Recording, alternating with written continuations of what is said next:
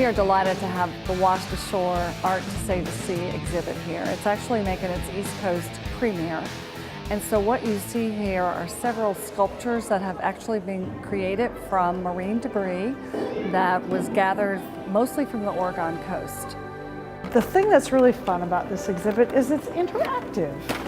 And it also moves, and you can go inside of it. And you can touch it. And by doing that, my belief, because I was a teacher for 30 years, my belief is that the more ways people can touch and interact and sense the problem, the more they will remember and they won't forget it. This is an artistic rendition of an ocean gyre. And a gyre is basically the wind patterns and currents in the oceans, and there's 5 major gyres in the world's oceans. That it used to simply mean the twirling of those currents and such, but now all of those gyres are full of debris, mostly plastic debris. Some people call them garbage patches, but it's more like a plastic soup that's from the top of the water column all the way down to the bottom. Travel through this as if you were a fish looking for food.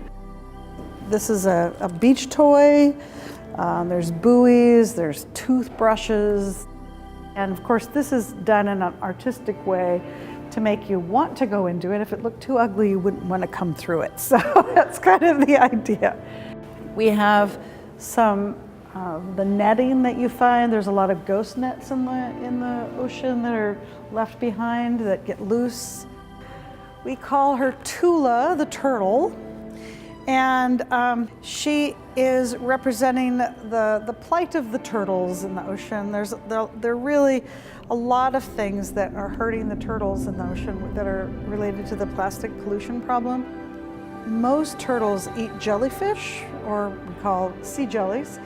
And sea jellies and plastic bags move exactly the same way. They have the same fluid movement. And the sea turtles are eating plastic bags, and really it's one of the most threatening things to turtles now.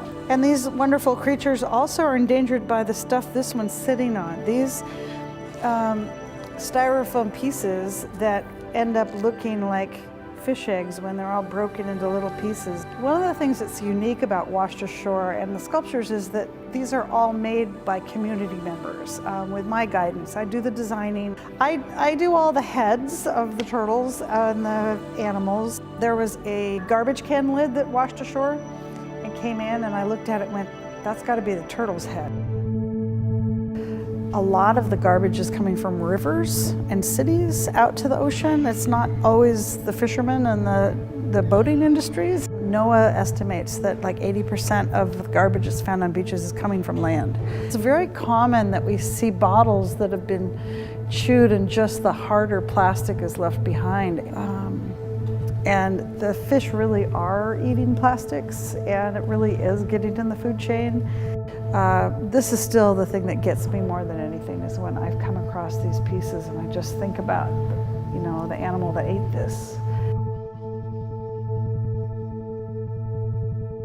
Many people are familiar with our stranding response team, which responds to marine mammals and sea turtles throughout the whole coast of Virginia. And unfortunately, a lot of the reason why those animals strand are because of plastics and marine debris that they've ingested. We live with that constantly, unfortunately, and we really want to get the message out that we need to take care of all of our beaches around the world, but especially here in our coastal city.